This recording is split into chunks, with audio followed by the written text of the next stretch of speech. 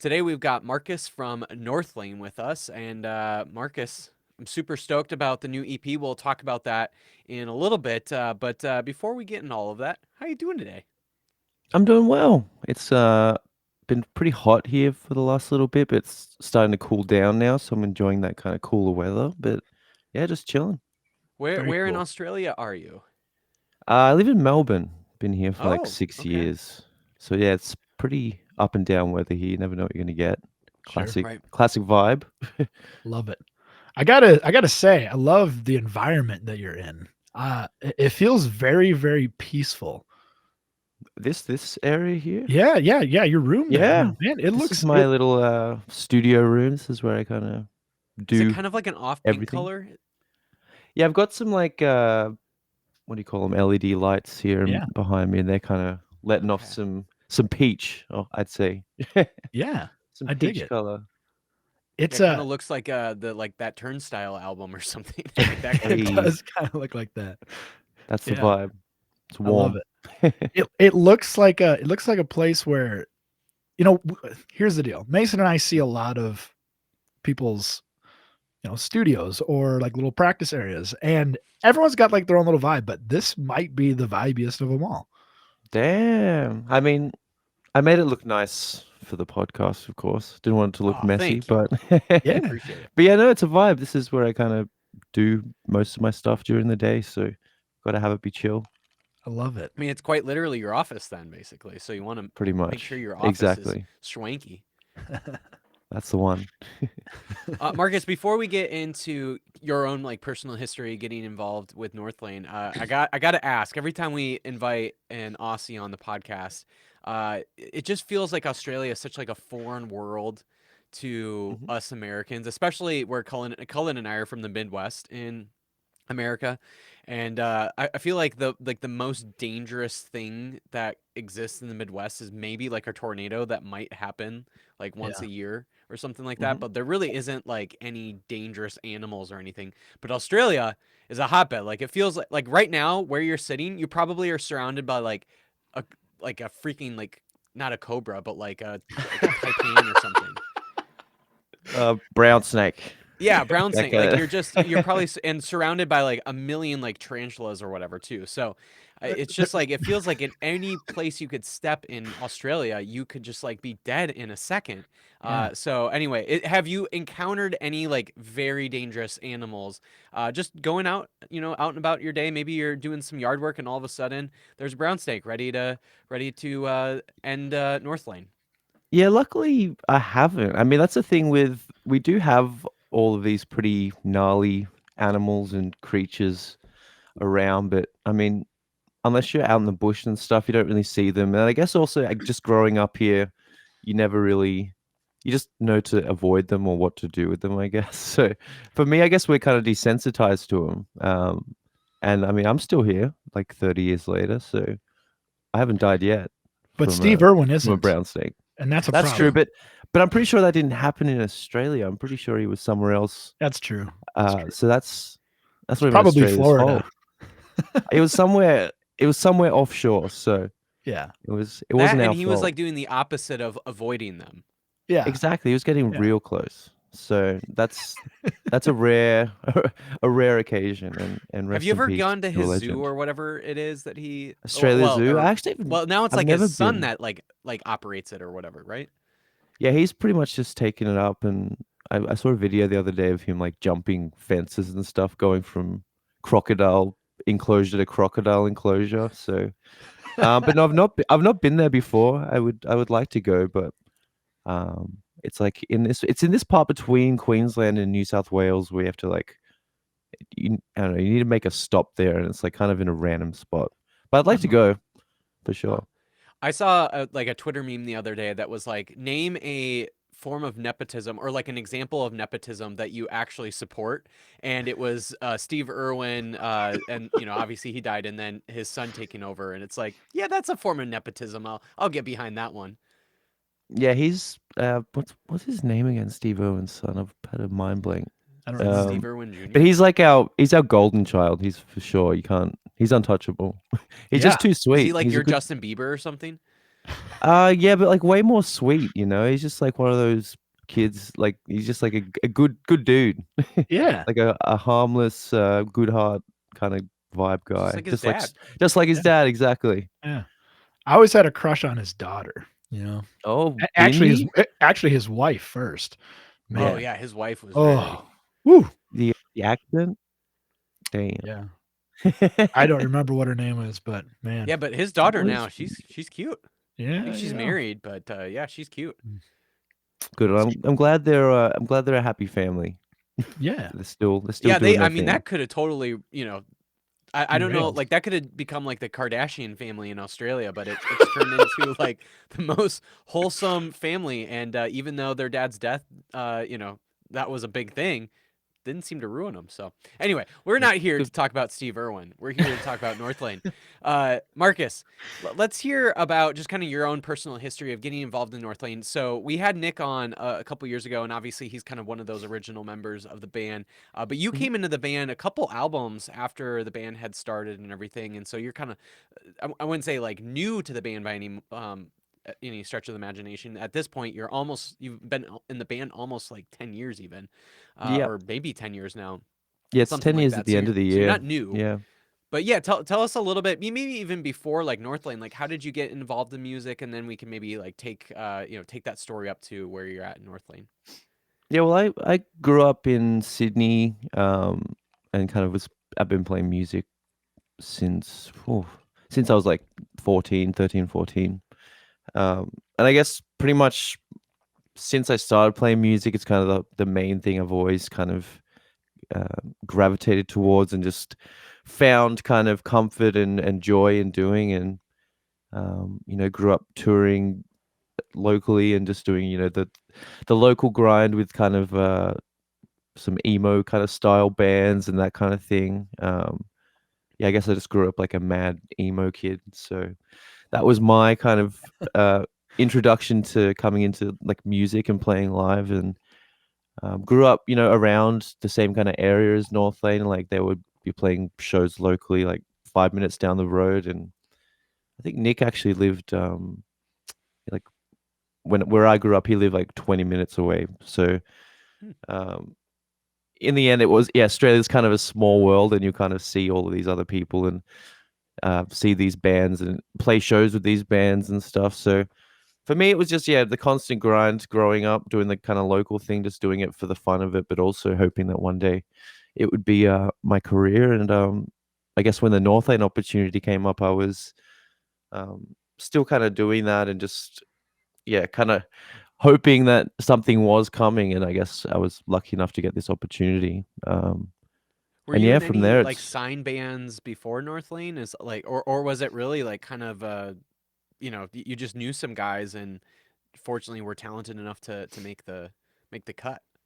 yeah, I mean, so I wasn't in any sign bands or anything, but I guess in terms of Australia, I'd been doing it for quite a while. Okay. And that being said, in the grand scheme of things, I was still quite green and new to it all. But um, I mean, I guess for me, I think for the guys, it was like I showed that it was all that I wanted to do. It was something I was passionate about and something I was going to give my all to. So they ran like an audition process thing to get me to join, or to get someone to join, and I was lucky enough to kind of come out on top with that. But yeah, it's I guess for me it was just about making music my entire life, and I was lucky enough to kind of have that um, drive and that ability to show them that I was ready to do this for the long haul. I'm still here 10 years later. Yeah. Yeah. What's it like kind of going from someone who's not in the band, not necessarily like a founding member or anything like that, but you kind of end up becoming a founding member in a different way, in that you are founding a new sound, you're founding a new relationship. I'm sure that you're actually friends with the guys in Northlane now, right? Hmm. Whereas before, you were just a really good talent that they said, wow, this is who we want. What's it like kind of coming in and helping transform the sound, whether intentional or not? Maybe they wanted you to keep kind of the same sound. What's been your experience behind that kind of situation? Yeah, absolutely. I mean, for me, when I joined, I definitely I didn't want to come in and just try and force my way in there and like force what I thought I wanted onto the songs. I wanted to make sure I was, working with the guys and making sure that, yeah, that the vision was kind of working together. And that also, when it came to playing live and playing the old songs, for me, it was just about, I guess, just doing them justice and making sure that those old fans weren't just being like, "Who's this new guy coming along?" and just like singing everything when it should be screamed, or something like that. Like, I didn't want to kind of alienate a bunch of people that had, um, grown up and loved this band. So for me, it was just a matter of kind of, taking my time and finding where I sat within the band and where I kind of felt like I could push the sound. And as time has gone on, um, I feel like we do have obviously the different periods, but we've picked up so many new fans with this new sound that it's kind of, that's all that some people know. Right. Which is really cool to kind of be a part of something, yeah, like you said, something new, the new kind of wave of Northlane, and something a bit different, and something that kind of differentiates itself from what was done before. Yeah. Yeah, I mean, I think it's a really interesting perspective. In America, you know, Mason and I are in the scene. We tend to follow things pretty closely. I don't think 3 years ago either of us had heard of Northlane, and Mhm. now that's like all you ever hear about. But you guys have been around for so long, and in Australia, I mean, you guys are pretty darn big, I'd say. So it's kind of interesting to see how this change in sound and everything like that has progressed and started to become worldwide on a completely different level.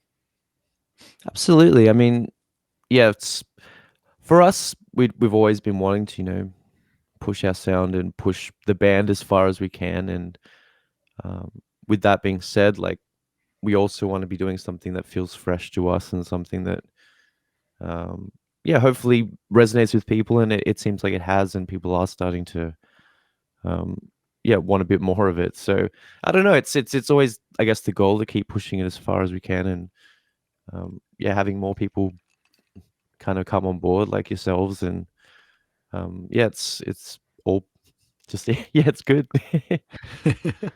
Did you feel like there was a point where you could start seeing that Northlane was starting to gain some traction in other parts of the world? Again, like I think even by the time that you got into the band, certainly Australia knew about you guys, and you guys could do Australia really well. But obviously it's exploded beyond Australia. And so, yeah, did you kind of get a sense of maybe when you were starting, when you maybe started the band, or maybe it was a little later, but there must have been a point where it's like, oh wow, like there's actually really something here, and we can kind of go anywhere in the world, and we're gonna have great shows and people who love us, and there must have been a point where it felt like that was starting to become the case. Yeah, I mean, I think it's been pretty steady for us since I joined. Like I feel at first we had kind of something to prove, and we had to show like that we were able to survive, a big change in the band. But from there, yeah, like it feels like it's been a steady growth. I guess for us, maybe Alien was the point where we could definitely see, you know, everywhere people were kind of excited about this album, were excited to come out and see us at shows, and like from there, it feels like people have embraced kind of the new sound we've kind of been trying to do, and have embraced like us pushing that further. So yeah, I think for us it's probably around that the time we released Alien. But that being said, it feels like it's always been pretty steady, which I like. I feel like it's nice to feel like we've kind of been growing and been earning, um, you know, what we've gotten, as opposed to maybe just having like a moment and being like, oh well, how do we maintain this moment and not kind of just disappear? So I Mm. feel like I'm really happy with what we've been able to achieve. One thing I really like about Northlane is it has felt like you guys have been at sort of a cutting edge of like where metalcore is going, in terms of sound. and I think that's been the case for a little time now.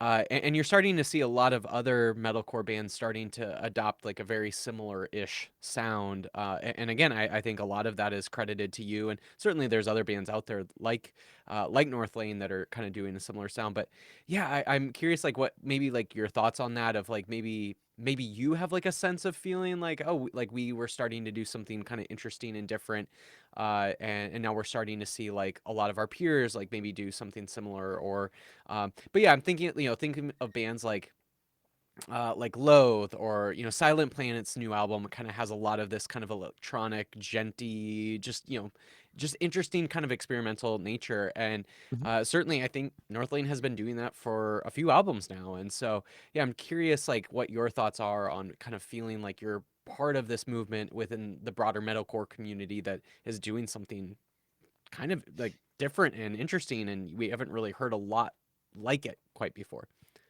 Yeah, I mean, I feel like that's, a side effect of kind of technology changing and the ability to do this stuff being like a lot more accessible. Like I feel like I don't know. I think it's people. I think one thing I think that is that people these days are so much more able to like grasp um like new sounds, or like for example like a synth sound. Like I feel like when I was younger I just would not have been able to know how to achieve that within like FL Studio or Ableton or whatever. I'd be like, well, how am I meant to make that sound? And now I think we just have the tools and the ability to do so much more. And I think it's exciting to be able to, yeah, be at a point where bands are like, well, I can actually create these different sounds, and I know what I'm doing, and I know how to make this work with what we've been doing um, already. And I think it's just for me, it's exciting to see bands trying to do something different. I think there's a bunch of other bands who have done, like even if it's just in their production style and choices, like I think there's definitely a change in how bands are approaching things. Like something that pops into mind is like the newest like Amure albums. Like they are Mm-hmm. pretty classic Amure, but like the production on that has this like futuristic kind of um, I don't know. I don't know quite how to explain it, but yeah, it's got this particular sound to it that's more than just just the heavy riffs. And I think just all of these different bands doing that and finding their own way of bringing like a more futuristic sound to the music is yeah, really exciting. And I guess if we have had any hand in any band kind of being more uh, ready to do that, then that's exciting as well. Mm-hmm. for I do sure. remember, and I'm sure you grew up with a lot of this too, where, in the like mid 2000s, it felt like a lot of these metalcore bands were like wanting to implement some kind of electronic sound or kind of this Yeah. futuristic production.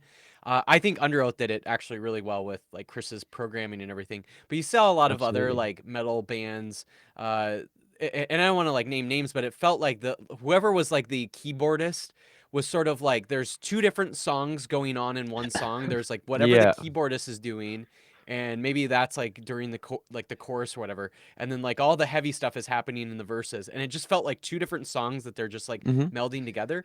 And Attack. yeah, well, Sorry.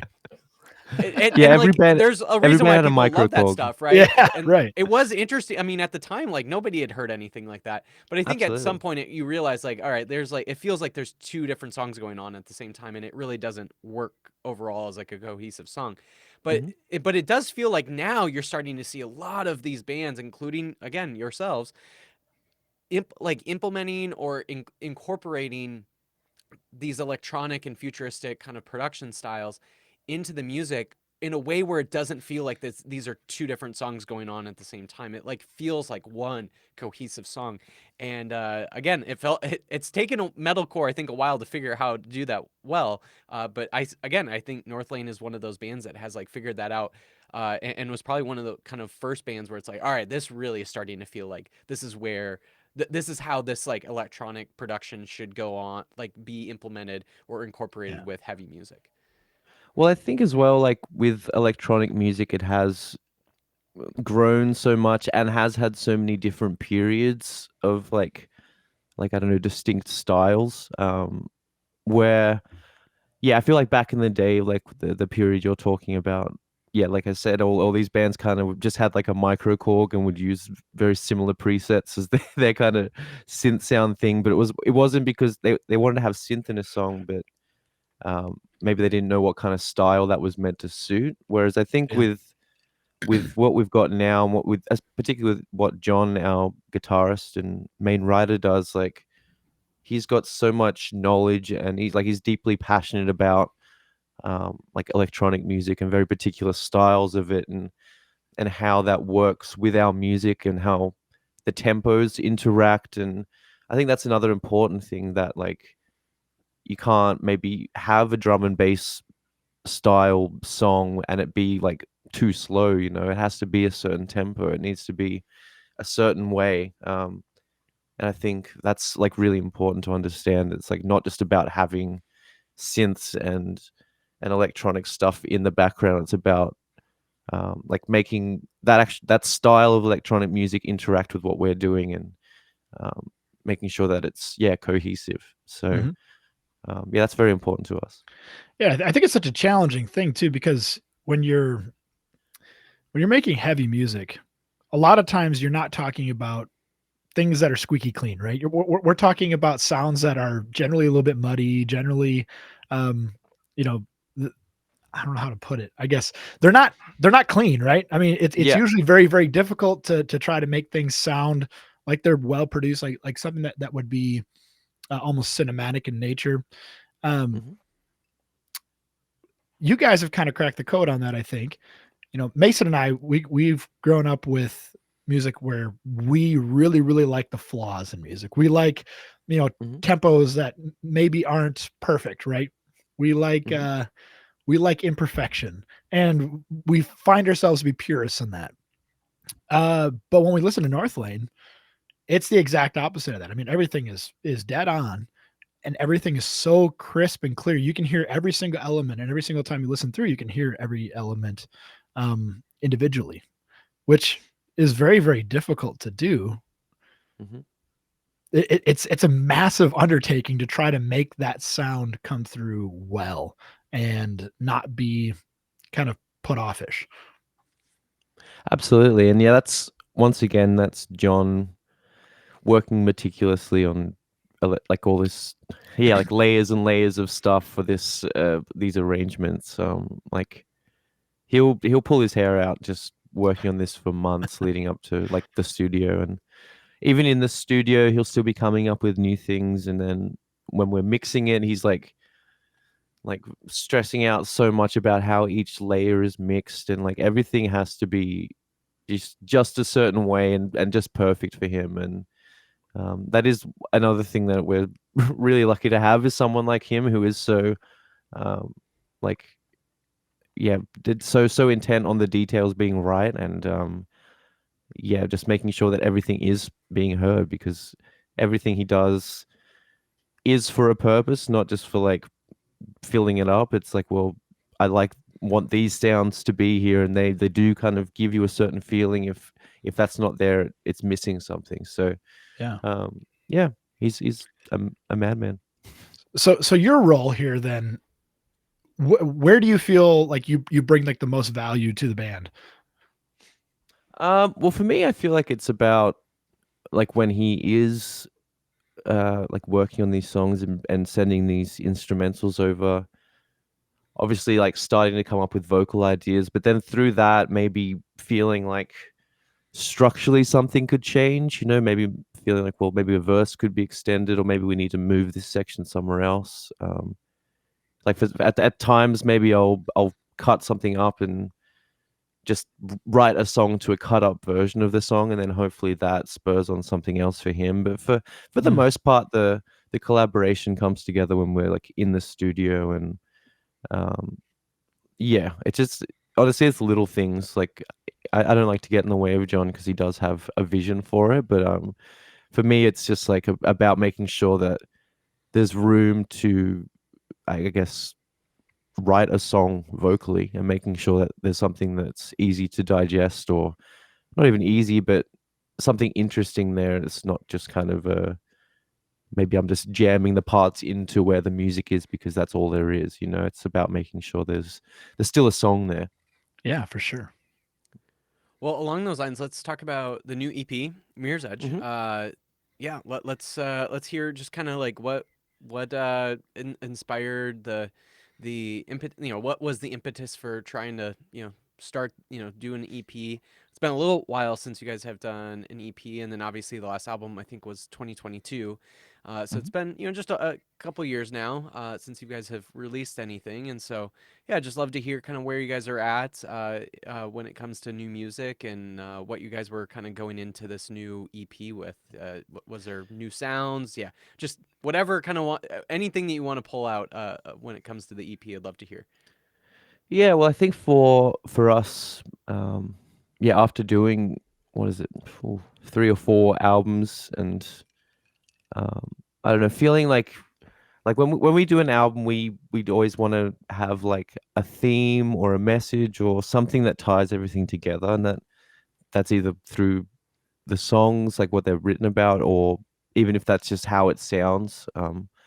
And um, I think that's always like an exciting challenge and something that's like quite rewarding to get done. Writing 10 songs that might loosely, at least, like follow some kind of message or theme. And I guess for us this time around, we wanted to have a bit more freedom to just do, whatever came to mind and not feel like the songs have to be tied together in a certain sound or feel like all the songs have to be about the same kind of thing. Or, yeah, I think for us, we just wanted to have a bit more freedom to try and explore all of the different sounds that we've kind of had over the years. So, yeah, for us, it was just an exciting time to just experiment and not kind of be held down by like what are we expected to do, what's coming next, and like what's like how are we going to change the sound. It was more of a chance to like reflect on our sounds and try some new things by like mashing old things together. So Mhm. yeah, I don't know, it was just like a new experience, and it's exciting. Love it. Do you think that do you think that this is a sound you guys want to keep exploring then, or do you want to go off in another direction? um well, I'm not sure. I feel like maybe moving forward, I don't know, we might do an EP again, we might do another album. I think there'll be a time when we definitely like this is the time to do an album. But I mean, in the meantime, we're trying out the EP thing, and I think it's like been a good experiment as well of I guess moving with the times as well as streaming and stuff is kind of taken over. It's a lot more it's a fast paced kind of industry now, and you kind of have to be constantly presenting yourself out there. So um, maybe it's the way forward as well, doing this kind of thing. We're just releasing singles and stuff. But I mean, I love recording albums as well. So um, I don't know. We'll see what happens. We kind of just like to see what happens, and we'll kind of change with the times if need be, and change it up if also need be. So we'll see how we go. Sure. What do you feel about that like kind of EP uh cycle that seems to have like been kind of created because of streaming? Hmm. Obviously we all kind of probably grew up with albums being kind of the dominant centric way of releasing music. And I'm sure each one of us love albums for the kind of long form of it, Yeah. that there's like kind of this long cohesive story that's being told, or whatever it might be. But yeah, I'm curious, like as a fan of music for yourself, like knowing that there's like this business side of navigating what that's going to have to be like, but also knowing like you're a lover of music, like what does it mean for you to kind of navigate that balance of recognizing the business side, but also I'm guessing there is like this album part of you that's like I just really love albums. So I'm just curious, like how do you navigate that balance? Yeah, absolutely. I think there's obviously an argument for both. Like, I think with albums, you put so much time into it, and then you will play maybe you might play 6 or 7 songs on the album tour, but as time moves forward, you'll play 2 or 3 of those songs long term, and I feel like it doesn't feel like wasted time, but it feels like you could be spending time working on maybe 5 really good songs that are going to stand the test of time, as opposed to trying to fill out an album that all ties together, but maybe people don't have the time to listen to the whole thing or want to hear every song every time. So what I've also noticed is that with EPs and everything kind of moving a bit quicker, music is obviously then coming out a lot quicker. I feel like bands are releasing a lot more music and a lot more impactful music, I guess, because they're able to spend more time just on individual songs or on just these kind of smaller periods or sessions recording an EP than, stressing out for a year or two getting the next album ready, making sure, track 8 is as good as it can be, but like you're burnt out, like that kind of feeling. So I don't know, for us as well, this was like exciting for us to record an EP. It felt like there was a lot less pressure on, yeah, maybe feeling like a song wasn't quite there yet, and we had to really like rush to make sure that it worked. Like with 5 or 6 songs, like we were just able to just really focus and hone in on each one and make sure that everything was perfect. And I'd like to think that other bands have the same experience of feeling a lot more satisfied with their work in the end, and a lot more just like, yeah, we actually really nailed these 4 or 5 songs, as opposed to we nailed these 6 or 7 songs and these other 3 songs are like 95% there, maybe. I don't know, but we always have that feeling when we're trying to finish the album. It's like, damn, wish we had just another week or two just to to iron out those things. But yeah, with this, it feels like you can just get it done and really hone in on it. I like that. I like that a lot. Do you feel like Australia, like the prison that Australia is, being kind of stuck in one quadrant of a hemisphere? Do you feel like you're able to get out now? I know what we talked last time. It seemed like it was a struggle to try to get out and tour elsewhere. Has that been easier now? Yeah, I think so. I mean, there was obviously the lockdown and stuff, and that kind of took a toll on everyone. But Sure. I guess since then, everything's been pretty much back to normal. And yeah, I feel like now it's more so just waiting for the right time and opportunities, as opposed to just like waiting for an offer at all. Yeah. So yeah, I feel like it's obviously still quite difficult and expensive to get over there, but as time has moved forward, like we're able to at least hold our own and make it work and still make a career out of it. So yeah, it's exciting that we're able to still do this 10 years into what I've been in, like 10 years into being in Northlane, and they've been at it for almost 15 years. So yeah, it's exciting that we're still doing it, and it's luckily like bigger than ever. So we're able to do it more comfortably than just a couple years ago. So it's exciting. Do you have a dream location that you guys would like to play? Ooh, dream location. I don't know why. I mean, I always feel like you guys would like do absolute bonkers numbers in like South Korea or Japan or something like that. yeah, well, yeah, we haven't done anywhere like South Korea, but we've done Japan a couple of times. And yeah, Japan's one of my favorite places to play and travel to. Just last time we were in Japan, my partner and I just stayed on for another couple of weeks afterwards, because we're like, yeah, we're here, we're not leaving. Let's just stay for a little while. So anytime I can get back to Japan, I would love to be going there. One of my favorite places. That's cool.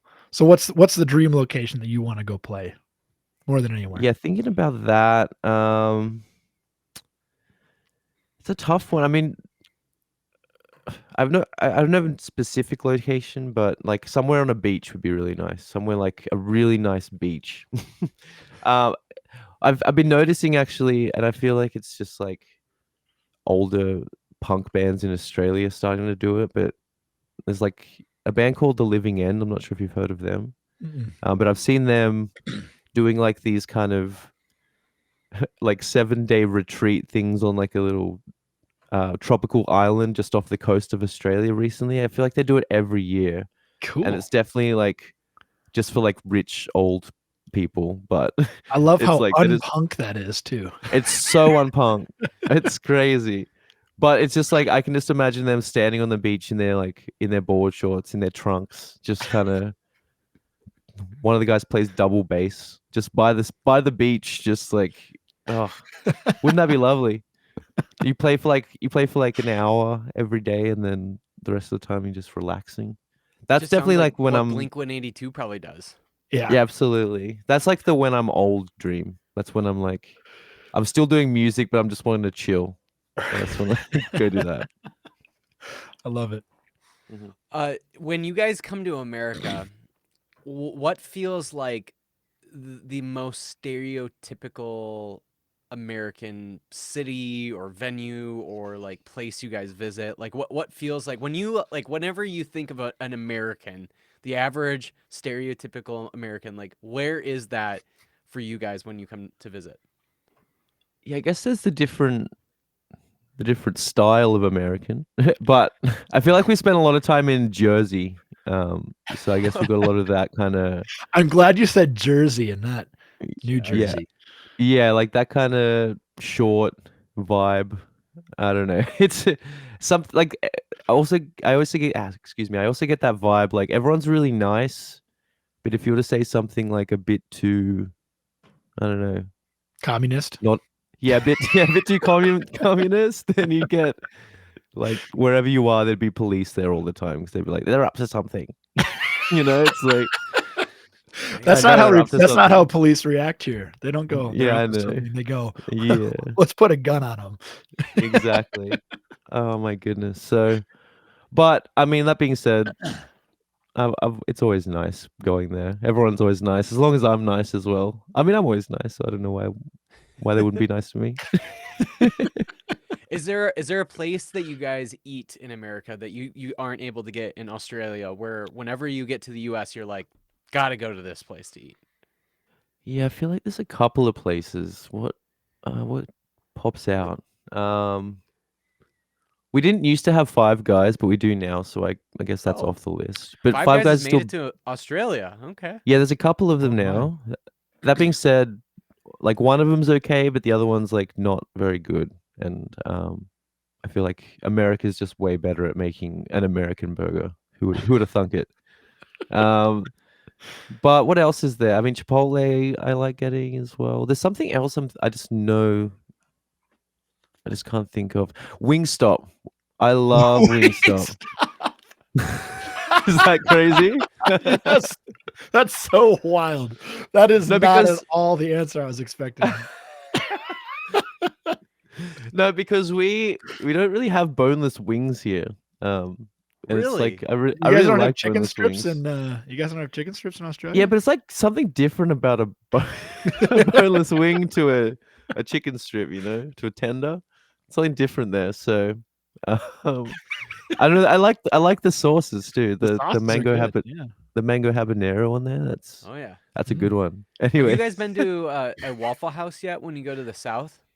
I've been a couple of times. Yeah, I think Okay. the guys have like a pretty hectic story about Waffle Yeah, House. well, so- It was of actually course. shared with us That's the last whole time. point of Waffle House. Yeah. Yeah, Well, I'm it was shared with us last time Northlane was on. Oh yeah, Nick probably told you. Yeah, that would. Yeah, Nick told us. walking to the place and Yeah. There was a gun got pulled and stuff. in a crossfire. Yeah, it Yeah. was so wild. I'm so glad I wasn't there. But that's like that's the prototypical Waffle House story. Like It is. if you don't have that story visiting a Waffle House, then you haven't really been to Waffle House, right? Then I guess I haven't really been because I had like a good, scrambled egg. Or maybe it was a scrambled egg. I had the hash browns and a waffle, and it was good. I enjoyed my meal. I was not in a shootout, so. It was If you're good. not eating Waffle House, if you're not eating a scrambled egg in absolute fear that you might not Mhm. make it out alive, then you haven't visited Waffle House. Okay, I'll have to try again. And I say that as somebody who has gone to Waffle House once and was not fearing for my life. Yeah, you got to go to the seediest place you can that you can find. Oh my gosh. Yeah. All right, On the to-do Marcus, list. you Mhm. ready for your top 5 most influential albums? I think so. I actually did prepare for this and pulled up like I've got like an iTunes like a list of all my favorite You still have albums. iTunes. Wow. I Okay. do. love I that. do. Isn't Hello, that crazy? 2009. Haven't seen you in a while. Well, I'm an Apple Music user, but also when you're like bouncing stuff down, it's way easier to put on your phone if you use Apple Music because it's That's just true. in your Yeah. Apple Music library. So yeah, Apple Music, I think it's what 9.99 a month. Maybe it's $10. I don't know. I have no idea. That's my ad for Apple Music. Um, Sponsoring. anyways, Northlane. to my list. So I've got actually like 100 albums here. Do you want me to list them all? No. Well, let's not I'll do find that. yeah, I'll list my top 5. Um, okay, where do I start? Um, I guess I'll start with Under Oath, Define Of the Great course. Line, Of because course. I've been getting not back into it, but I feel like every now and then I just have a period of watching um what's it called? The Survive Kaleidoscope like Yes. live DVD. I remember getting that Um when I was like in 8th grade. Same. I got it when I was a kid and I feel like that was like so influential for me. Just like wanting to play live music and like I started playing drums and singing because of like Aaron and I guess with that as well, I had like the deluxe Define the Great Line as well that had the like studio Yep. diaries. And on Yep. that end, I was like, And then there was that guy oh that was man, talking about how he like saw a UFO. Remember that? Right at Oh the yeah. end. oh yeah, yeah, absolutely. Oh, who is that? What was his name? Some random dude like it It's was just like Area random. 51 or whatever. Yeah. um, but I feel like that little DVD as well, like was so inspiring for um like wanting to be in a band and go to the studio and I don't know. I feel like in so many ways Under Oath was like inspiring to me. So Mm, um yeah, that's Define the Great Line for me was a big great one. pick. Yeah, probably one of the more cited albums that we get. That or Their Yeah, I'm Only Taste and sure it Safety. is. One of those two. But Yeah. yeah, I would say out of all the episodes that we've done, Under Oath is listed in probably the top, like probably a top 5 listed band. Mhm. For good reason. For good reason. Absolutely. Yeah, we agree. Okay. I guess I'll pull up Green Day American Idiot. Oh, okay. Ah, Because I was thinking about this the other day as well. I've been listening to it a lot recently. Is it just because you're an Aussie that you really love American Idiot? Well, maybe, probably. I feel like but for me, it was um, like I just remember being like, oh, how old would I have been? Maybe 10, 9 or 10. And like the internet had just kind of come to our school, like we were still on dial up. YouTube didn't exist yet. I remember like I don't even think it was Google. I think it was Yahoo, like man. Yahooing. How far Like, behind is Australia? Holy Yeah. cow. oh man, it would have been yeah. What was that? 2002, 2000. Oh, no, it was 2004, of course, but like 2003 or four. Um, and pretty much finding like a Windows. This is so old. Windows Media Player link to be able Oh to yeah. stream. Like the like fun little swirls of Those are the whatever Yeah, for the greatest. screensaver. exactly. And I got to stream like a really low quality version of the song, and I remember the video coming on like our music channel and stuff, and I don't know, just being really, really hooked by it and being like, this is, um, I don't know, this is kind of like dark and cool, but pop punky. I don't know. It was like my first introduction to that kind of uh more. Okay, so we'll call it edgier pop punk, Yep. kind of that kind of thing. And it was more like my first understanding of like that kind of thing. Like I knew Blink and stuff, but I think for me, Green Day was like, oh, what the hell is this? What is this kind of music? It's not just like on the radio music. It's like a bit edgy in a way. So yeah, I'll put American Idiot on there. Yeah, Alrighty, good what pick. else do I got? Next one. Um, oh, this is tough. This is tough. There's so many. um, let's say All right, I'll go Blue Sky Noise by Circus Survive. Oh, okay. Bit Oh, random. yeah.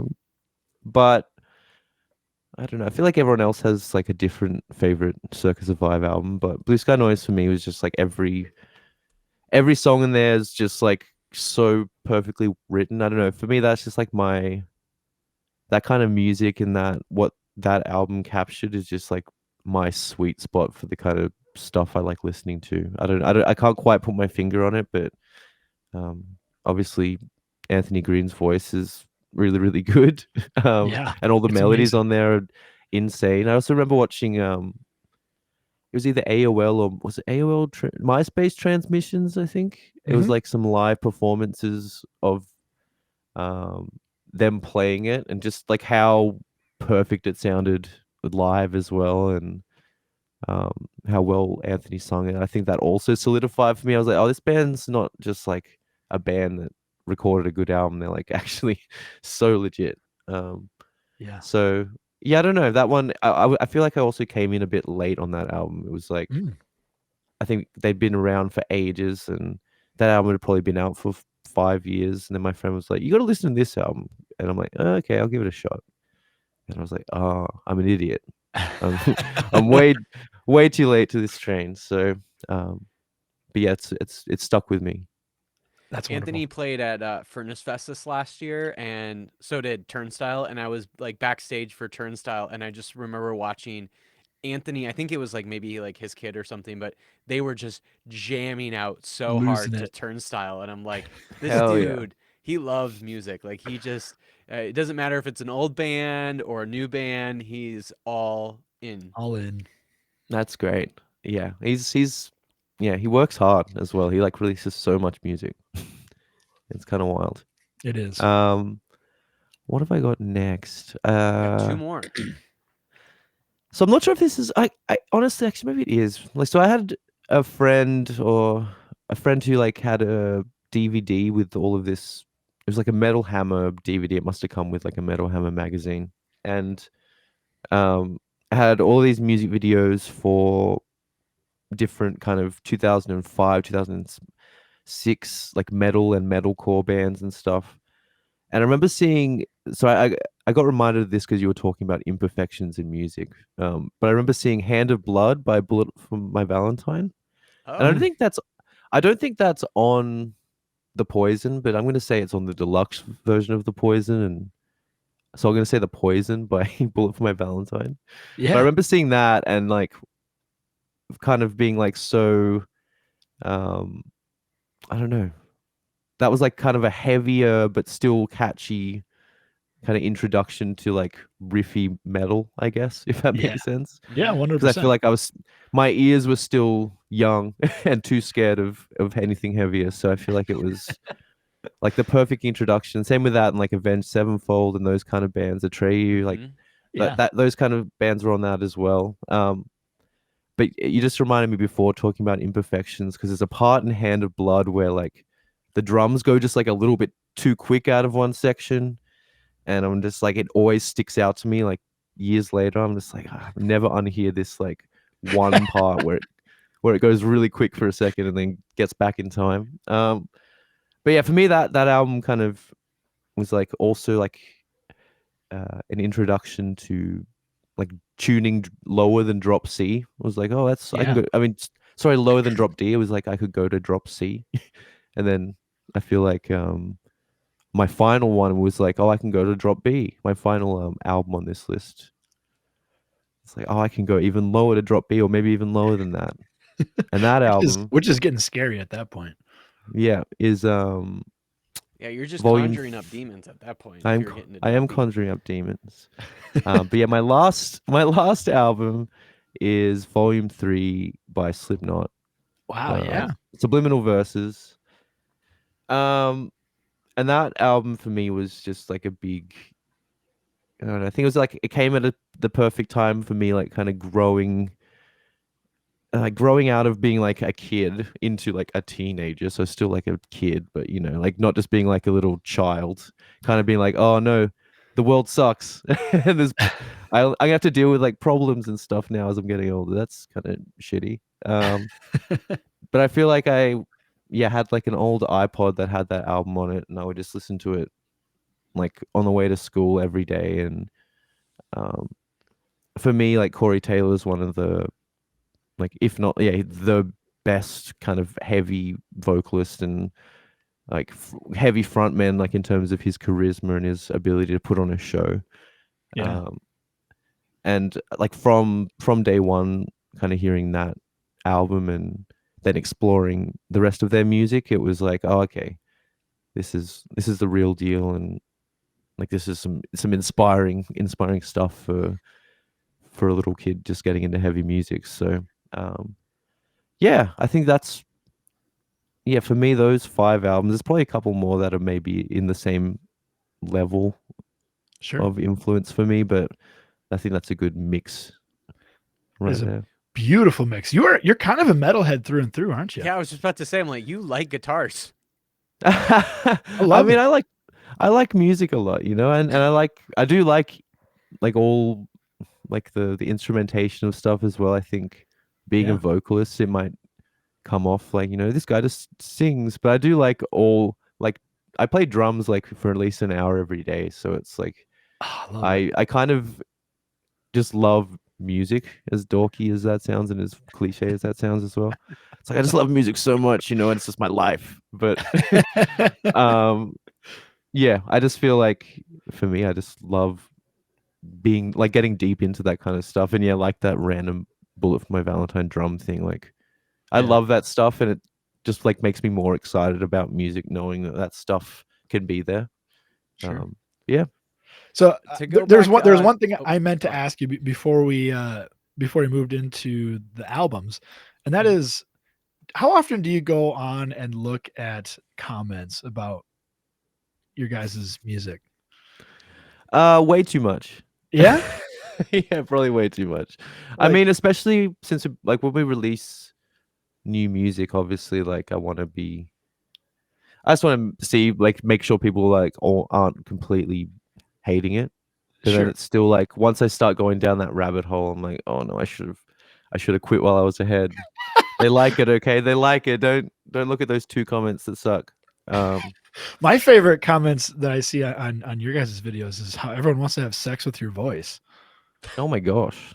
I I must hear have I've seen it so must many have times. parental control on my YouTube. Yeah, you might. I don't know. It's either that or it's I don't- like, yeah, his voice like scratches that itch I've never been able to scratch. And it's like, wow. That's nice. Yeah, That's very that's kind. perfection right there. You can't Well, I get do Do you see those comments do at love all, that. or what? I mean, not. I guess I honestly, that's the thing. It's like I probably do see them, but then I go straight to the negative ones. I'm like, fuck you, get lost. Like I Man, just, yeah. you're such a millennial. I love it. I know what's wrong with me. No, but I do appreciate those comments. It's just I feel like I also I have a hard time accepting compliments, and I just, I'm in the end, I'm just doing what I like to do, and I just kind of want to just do that. So for me, it's nice if people are into it, but I kind of have a hard time just being like, oh, thanks. That's so nice. As a vocalist, aren't you like required to take compliments really well? I guess I'm one of the odd ones. I don't know. I'm such like a weirdo. Like I'm like I'm quite introverted, and like I feel like when I'm on stage, it's like I have white line fever for the hour or however long we play, and then when I'm off stage, I'm so boring. Just Well, like a hey, normal, simple dude. I get it. Do you get white line fever backstage on a Mirror's Edge, if you know what I mean? Wink, wink, nudge, Oh nudge. my gosh. Say no No, more. not I. Not I. No, sir. Northlane is a clean band, guys. We're clean. No nose candy for Straight them. edge. Straight edge. Well, Josh has started Straight edge drinking at Wingstop. non-alcoholic beers, so Oh wow, yeah, that's getting yeah, closer. Joshy loves the Heineken Zeros, so we're on our way. Man, he could have at least picked a good beer. Does Foster's have an alcoholic free one? Oh, I hope not. That'd be awful. Hmm. I don't think we have much Fosters over here. I think you've You've imported Really? it all, so you can have it as like a novelty Oh beer. wow. Are you serious? So what's the main Australian beer? So I feel like it's kind of regional, but like VB, which is Victoria Bitter, Melbourne Bitter. What else is there? Tooheys. Tooheys is a big brand Oh, okay. here. Tooheys. Yeah, I've heard of Tooheys.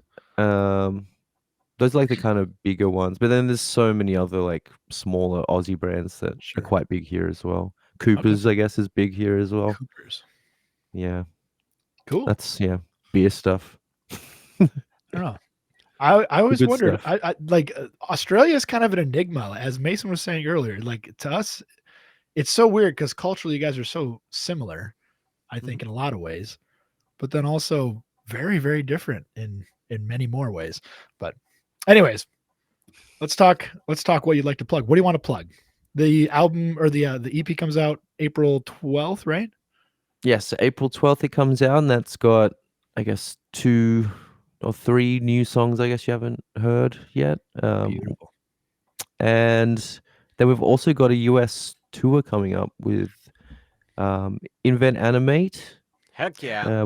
That's gonna be fun. We've also got Thornhill and Wind Waker, who are a couple of Aussie bands. So that's exciting. It's very exciting. I love Legend of Zelda too, so Wind Waker's gonna be great. Dude, I love Wind Waker. We did a regional like kind of country run in Australia last year, and they're just like such a fun bunch of guys. And I'm really excited to have them over. Thornhill are great too, and the Invent Animate dudes are they're funny. I'm They're excited. awesome. Yeah, I'm really excited to tour with them. I haven't got to tour with them with their Marcus yet, so it'll be the meeting of Marcuses. Ah, that's going to be a good time. It's time. It's time it happens. Mm-hmm. Are you guys going to have new merch and stuff like that coming with the new tour and new EP and stuff? Yeah, absolutely. I'm sure. I think at the moment, I'm not sure if pre-orders are done yet, but we had some pre-order vinyl stuff that had some exclusive merch. But yeah, as we go out on tour, there'll be a bunch of new stuff to support the album, support the EP, and beautiful. Yeah, love a bunch of good stuff. Awesome, wonderful. Lovely. Well, Marcus, anything else you'd like to plug? Well, I mean, I was kind of teasing it earlier, but I've been lucky. I've been lucky enough. I guess this won't really apply to the Americans, so hopefully some Australians are listening. But I'm sure I've been lucky enough to be asked to do like a resident kind of guest spot at Australia Zoo. Oh, so you've never been, but they want you to come. Yes, it was actually part of the reason they wanted me to come. They wanted me to come out and kind of just like witness it all for the first time with the Irwins, which is crazy. It's kind of like a dream come true for an Australian to be able to go tour the place and like, I don't know, get to do like interactions with the animals and stuff. Like it's kind of insane. So that'll be happening in August. Wow. You're like straight Aussie royalty now. Straight Aussie.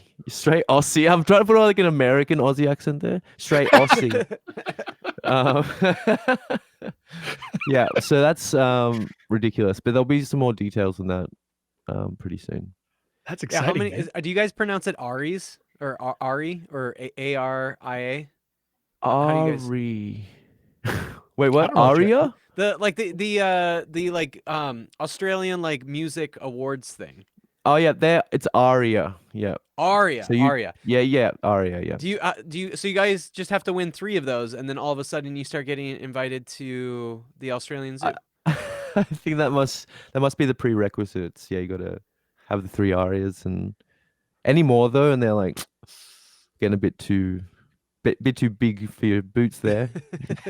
Steve Irwin wouldn't have 4 Arias. He'd have 3 max. So are you gonna like hold like the most metal animal you can imagine, or like what's the? Yeah. I mean, yeah, I'm not sure what they're gonna have me do. I mean, because I'm sure there's a lot of dangerous stuff there too, and I mean, I'm sure I'll get to go like kind of hold the koalas, and maybe they'll let me do like a seal show, like one of those sea lion things. But I bet you. Yeah, I think you should talk them into letting you scream with the howler monkeys. Oh my gosh. That would be fun. Yeah, I'm interested to see what they'll let me do and not to terrify the animals, because it would be cool to do some screaming, but what if like What if the zoo breaks loose? What if Yeah. the tigers get out of their cages? Oh gosh. What if they? Anyways, What if? I don't What want if to talk they? myself out of getting this Australia Zoo thing. So What if they they're gonna be like, say? don't cause trouble. What if they say, all right, you're gonna go hang out with the orangutan, and the orangutan's very hungry, and you have to have 10 Huh? bananas in your pocket. If you can make it across the orangutan observatory Enclosure. Yeah. and get to the other side without that orangutan catching you, you win $1 million. What are you gonna do? I mean, I guess I have to give it a go, but aren't orangutans like quite terrifying? Aren't they like? Yeah, they're awful. I've watched your a video where eyeballs this guy was out. getting his arm like ripped off. It was Yeah, amazing. I don't know if I'd want to. It was amazing. I don't know if I'd want to do that. Maybe I'd scope it out. I'm sure they wouldn't allow me to do that, but I would give it a Probably shot. not, but you know. If I they would take allowed my it, then that maybe chances it's if safe. if the orangutan doesn't have anything to like orangutan off of. I'm gonna take my chances because I for sure am gonna be able to win a foot race against an orangutan.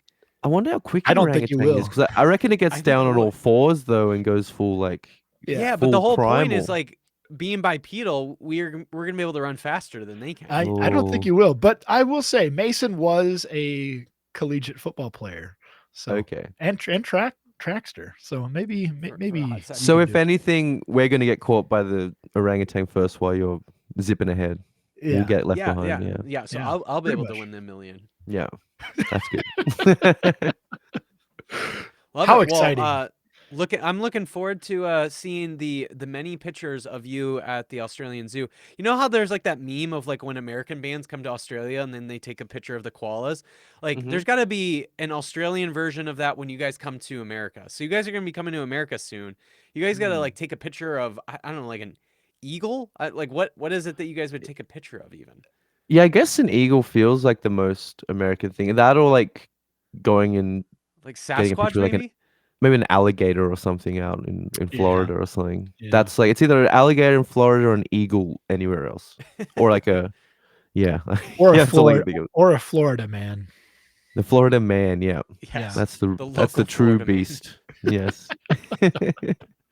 Love it. Well, Marcus, thank you so much for chatting more about your history in Northlane and chatting about the new EP. We're super, super stoked for it. And yeah, I know you guys are going to be coming to Minneapolis, so hopefully we can see you guys sometime this summer. Yeah.